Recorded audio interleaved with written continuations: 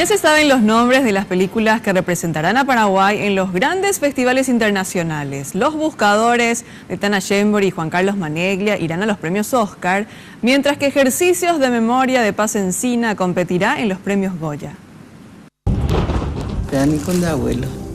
La búsqueda de plata Bubú por parte de un canillita de la Chacarita, narrada en el cine, será la película que representará al país en la exigente competencia por alzarse con el premio Oscar a la mejor película en lengua extranjera.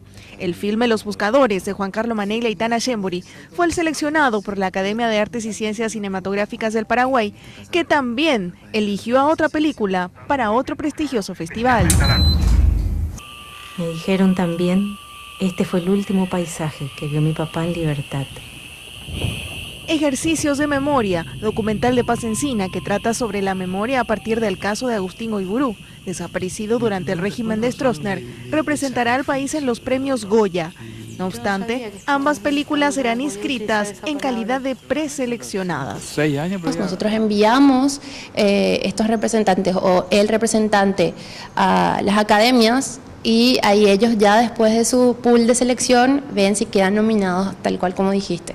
Y estamos esperando que eso suceda.